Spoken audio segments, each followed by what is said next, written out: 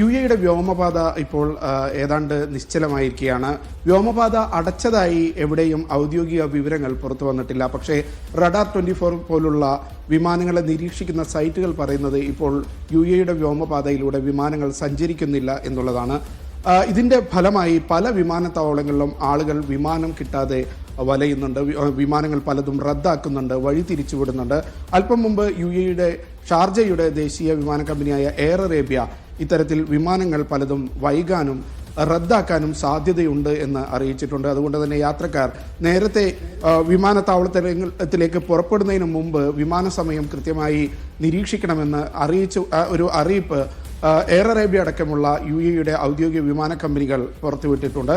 അതോടൊപ്പം ഈ ഖത്തറിന് നേരെ നടന്ന ആക്രമണത്തെ ശക്തമായ ഭാഷയിലാണ് യുഎഇ അപലപിച്ചത്. ഒരു സ്വതന്ത്ര രാജ്യത്തിന് എതിരായിട്ടുള്ള നീക്കമായിട്ടാണ് യുഎഇ അതിനെ കാണുന്നത്. ഇത് അന്താരാഷ്ട്ര നിയമങ്ങൾക്ക് വിരുദ്ധമാണ്. നിലവിൽ സമാധാനം പുനഃസ്ഥാപിക്കാൻ നടക്കുന്ന നീക്കങ്ങൾക്ക് ഇത് വിഘാതമാകും. ഇത്തരം നീക്കങ്ങളിൽ നിന്ന് എല്ലാവരും വിട്ടുനിൽക്കണം. ചർച്ചയുടെ പാതയിലേക്ക് എല്ലാ വിഭാഗങ്ങളും തിരിച്ചു വരണം എന്നൊരു ഭാഷയിലാണ് യുഎഇ വിദേശകാര്യ മന്ത്രാലയം ഈ ആക്രമണത്തോട് പ്രതികരിച്ചിട്ടുള്ളത്. ദിവ്യ. ശരി, അഫ്താബ് റഹ്മാൻ കൂടി തുടരുന്നുണ്ട്. അഫ്താബ്, എന്തായാലും സ്ഥിതിഗതികൾ ശാന്തമായിട്ടുണ്ട്. പഴയ രീതിയിലേക്ക് കാര്യങ്ങൾ പോവുകയാണോ? വ്യോമപാതകളൊക്കെ ഉടൻ തുറന്നേക്കുമെന്ന് തന്നെയാണോ റിപ്പോർട്ടുകൾ?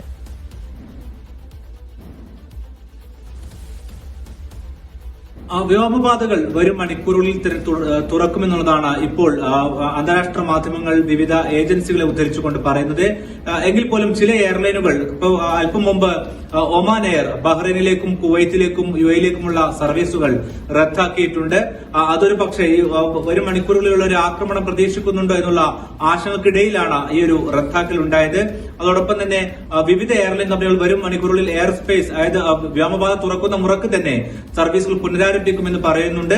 ഏതായാലും തുടരാക്രമണം ഇറാനിൽ നിന്നും ഒരുപക്ഷെ ഇനി ഗൾഫ് രാഷ്ട്രങ്ങളിലേക്ക് പ്രതീക്ഷിക്കുന്നില്ല എന്നുള്ളതാണ് ഇപ്പോൾ വരുന്ന റിപ്പോർട്ടുകൾ. പ്രത്യേകിച്ച് യുഎസിന്റെ ഭാഗത്ത് നിന്ന് നിലവിൽ വന്നിരിക്കുന്ന പ്രതികരണങ്ങൾ ഈ ഒരു പ്രശ്നത്തിലേക്ക്, ഇറാന്റെ ഒരു ആക്രമണത്തിൽ വലിയ തോതിൽ നാശനഷ്ടങ്ങളൊന്നുമില്ല, ആർക്കും പരിക്കില്ല എന്നുള്ള തരത്തിലാണ്. എന്ന് വെച്ചാൽ അവർ കൂടുതൽ ഒരു സങ്കീർണമായ പ്രശ്നത്തിലേക്ക് ഒരു പക്ഷേ നീട്ടിക്കൊണ്ടു പോകാൻ സാധ്യതയില്ല എന്നുള്ളതാണ് ഇപ്പോൾ നമുക്ക് ഈ വരുന്ന റിപ്പോർട്ടുകൾ പ്രകാരം മനസ്സിലാകുന്നത്. എന്ന് മാത്രമല്ല, ഗൾഫ് രാഷ്ട്രങ്ങൾ പോലും കൂടുതൽ ഈ പ്രശ്നം വ്യാപിക്കാത്ത തരത്തിൽ എങ്ങനെ അവസാനിപ്പിക്കാം എന്നുള്ളതാണ് ശ്രമിച്ചുകൊണ്ടിരിക്കുന്നത്. ഓരോ രാഷ്ട്രങ്ങളുടെയും പ്രതികരണത്തിൽ അവർ കൃത്യമായി ഖത്തറിന് മേലുള്ള ആക്രമണത്തെ അപലപിക്കുമ്പോൾ പോലും അവസാനം പറയുന്ന കാര്യം പ്രധാനമായിട്ടും ഈ പ്രശ്നം പെട്ടെന്ന് പരിഹരിക്കണം എന്നുള്ളത് തന്നെയാണ്. ഫ്രാൻസിന്റെയും പ്രതികരണം അല്പം മുമ്പ് വന്നിട്ടുണ്ട്. അവർ പറയുന്നത് ഈ ആക്രമണത്തെ അപലപിക്കുമ്പോഴും പ്രശ്നം വേഗത്തിൽ അവസാനിപ്പിക്കണം എന്നുള്ളതാണ്.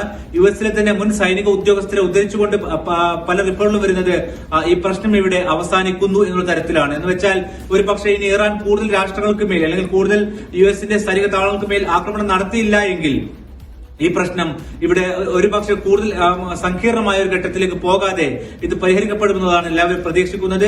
അതേസമയം തന്നെ ഇതിൽ ഇസ്രായേലും ഇറാനും തമ്മിലുള്ള ഏറ്റുമുട്ടൽ ഒരുപക്ഷെ ഇനിയും തുടരാനുള്ള സാധ്യതകൾ തന്നെ നിലനിൽക്കുന്നു. എന്ന് മാത്രമല്ല, ഇരു കൂട്ടരും ഇപ്പോഴും ആക്രമണം നടത്തുന്നുണ്ട്. ഇറാന്റെ വിവിധ ഭാഗങ്ങളിൽ ഇസ്രായേൽ ഇപ്പോഴും ആക്രമണം നടത്തിക്കൊണ്ടിരിക്കുകയാണ്.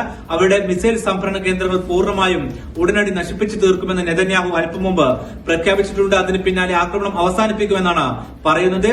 പക്ഷേ അങ്ങനെ ആക്രമണം നടത്തി ഇസ്രായേൽ മടങ്ങിയാൽ ഇസ്രായേലിനോടുള്ള ഇറാന്റെ ഏറ്റുമുട്ടൽ അവസാനിക്കുമോ എന്നുള്ള ഒരു ആശങ്ക ഇപ്പോഴും നിലനിൽക്കുന്നുണ്ട്. ഏതായിരുന്നാലും വലിയ തോതിൽ ഒരു സങ്കീർണമായ ഘട്ടത്തിലേക്ക് ഇത് പോകുമോ എന്നുള്ളതിന് ഇനി എല്ലാവരും കാത്തിരിക്കുന്നത് ട്രംപിന്റെ പ്രതികരണമാണ്. അത് ഇതുവരെ ഒരു പൂർണ്ണ തോതിൽ വന്നിട്ടില്ല. അവർ സാഹചര്യം വിലയിരുത്തുകയാണ് എന്നത് മാത്രമാണ് അവർ പറയുന്നത്.